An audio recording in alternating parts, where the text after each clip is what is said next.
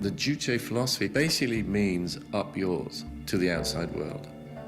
We can make everything ourselves, we don't need you. And from an outsider's perspective, it's a peculiar thing. I mean, why make such a big deal out of being independent? Your people are starving, you've got no economy, you've got no trade. But in the Korean context, it has a profound resonance because Korean history is one of invasion and all sorts of abuse from major powers. So the North Koreans turned this history around and said, we're not going to take it anymore. And for Koreans, there is a very profound thrill that someone would have the guts to stand up and be like that. Kim Il-sung used Juche ideology to run North Korea for half a century and to transform himself into the father figure of the nation. He ruled with an iron fist and wielded absolute power.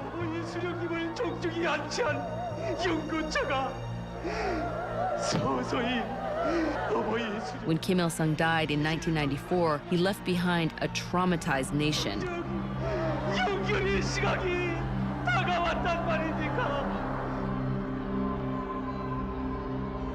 His son, Kim Jong-il, took power in the world's first communist dynastic handover. Following in his father's footsteps, Kim Jong-il rules by fear and rarely listens to his own advisors. Hwang Jong-yap was a high-ranking party official. When I proposed something, he would pretend to listen at first, but in the end, he would never listen. Over the years, Kim Jong-il has used the Juche philosophy to unify his people in opposition to all things foreign, especially during times of hardship like famine. But personally, he indulges in luxurious imports. He has a 20,000 title private movie collection, a fleet of more than 100 imported limousines, and at one point was the largest single customer of Hennessy cognac in the world. Still, he uses the Juche ideology of self-reliance to justify his rule and crush all dissent. And one way he's held on to power is through the use of concentration camps to strike fear into the hearts of the people. Places like this, a 50-kilometer by 40-kilometer long work camp known simply as Number 22, are scattered throughout North Korea. Camps can be the size of small cities. Number 22 reportedly holds up to 50,000 people, and many who enter don't leave alive. Defector An Myung-chol was a guard at Number 22. He escaped through China and is one of the few guards to tell his story to the outside world. Though satellites provide the only photographs of his camp, An remembers every detail. When we were educated as guards, we were told not to think of the prisoners as humans. The moment you enter a North Korean prison camp, you're no longer a human being. If you think you're a human being, there's no way you can survive in the camps. An saw his fellow guards beat and even shoot prisoners for minor offenses, like searching for mice to eat. Food was always scarce. I remember seeing kids fighting over a corn kernel they found inside cow dung. A cow had eaten corn, and the children fought over it, and eventually washed it in the water and ate it. Camp 22 is a family camp. The people there didn't actually commit crimes themselves, but were the family members of those who allegedly did.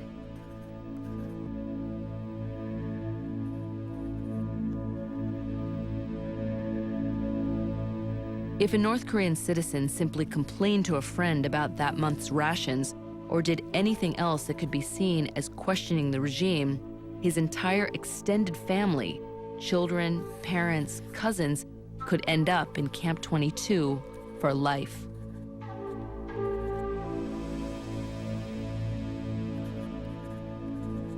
The people didn't know how or why they ended up there. Camps, especially those like number 22, which house the families of the accused, keep people loyal to the regime. And when someone tries to defect from the country, their family often faces death or imprisonment. Despite the cost, many people are so desperate they try to escape anyway. Most go through China, which shares a long border with North Korea. For years, especially after the famine in the late 90s, missionaries and paid smugglers have led desperate people out. Tens of thousands of North Korean refugees have come through China. Many are led out by Pastor Chun, a South Korean living in Seoul who risks his life bringing people to freedom. Before the group makes its move, I tell them which parts are dangerous or what to look out for. They could potentially be thrown into prison camps or executed. So everyone is extremely nervous and frightened. You can never tell when you're going to be arrested by the Chinese police or if you're going to be shot while crossing the border. While some continue on to South Korea or elsewhere, those who remain in China live marginal existences and are under constant threat of repatriation back to North Korea. Though thousands have snuck out of North Korea through China, only a handful have successfully crossed the DMZ into freedom. One of the few to escape directly to South Korea is a 25-year-old student living in Seoul, Ju Sung-il. I personally believe that I made it through with the guidance of an invisible hand because of God's will. Ju used to be a guard in charge of a propaganda broadcasting booth on the North Korean side of the DMZ. My position was not an easy one to get. It required extremely strong loyalty and belief in the system. And not one mistake would be tolerated. One night, a soldier working for Ju broadcast the wrong message. He told the enemy that the next day was a holiday in the north. If I had stayed, I would have been under great threat from the North Korean government. I believed my chances of survival were zero. Before the authorities arrested him, Ju and his friend tried to escape the only way they could, across the DMZ. They drugged their fellow guards and came to a series of deadly electric fences used to keep people inside North Korea. Ju thought he had a plan to divert the current long enough for them to squeeze by, but he wasn't sure it would work. Even though I had worked on electric fences before, I wasn't confident that I had mastered the skills, so I felt scared. Ju assembles a special plastic pole he stole from an equipment shed. He takes off his clothes so he can slip under the fence more easily and wraps the end of the pole in case any electricity flows to the handle. Ju needs to hook the pole onto the electric fences in order to temporarily divert the electricity into the ground. One slip can be disastrous.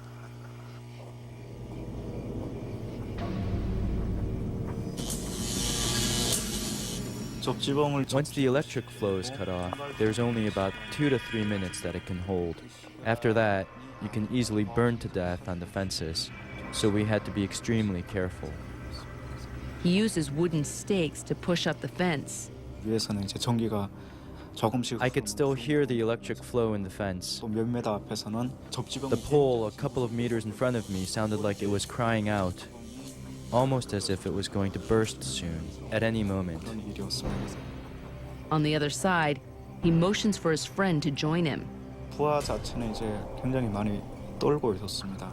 My junior was very nervous and frightened because he had no previous experience with electric fences. At first, everything looks okay. But halfway through, disaster.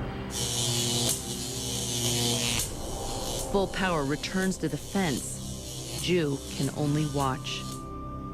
그리고 제가 직접 이제 데리고 오던 부하가 Seeing someone who set out with you die in front of your eyes is just a horrible thing. 하는 거죠. 내가 이제 It felt like my own body was breaking down. 아직까지도 이제 That memory follows me around like a nightmare. 장면입니다. But Ju continued onward.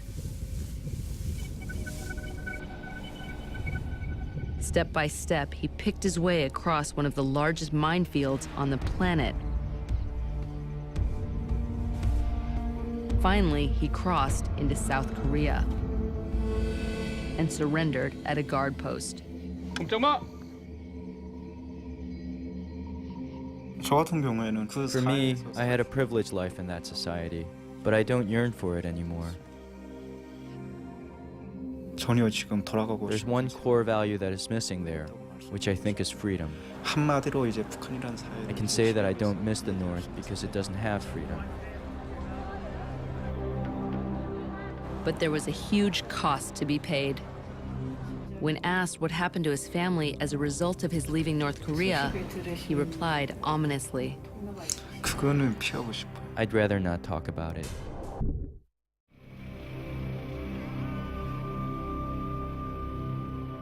It's our final evening in North Korea, and Dr. Ruet works late into the night to reach his goal of operating on 1,000 patients. He believes in humanitarian engagement with all of the countries of the world, whatever their politics. The North Korean people have two eyes like you and me. They have a mouth and they have teeth, you know.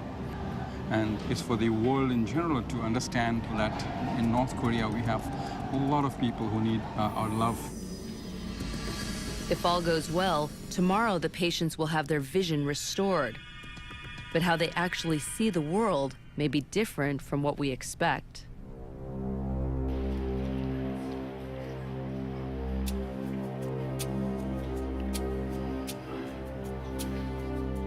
At the hospital, the cataract patients are waiting for Dr. Ruet to remove their bandages. He's achieved his goal of operating on more than 1,000 patients. But they still don't know if they'll be able to see. Most have been blind for years. Some in one eye, others in both. Dr. Ruet is optimistic. We did a little more than 1,000 surgeries, and all with very good results, no infections. On that aspect, I feel okay. If everything goes well, as soon as the bandages are removed, people will be able to see immediately. The minder gives us one last warning to shoot only the full image of the dear leader. The moment of truth comes first for a 23-year-old woman. She's come with her father and has been completely blind for years.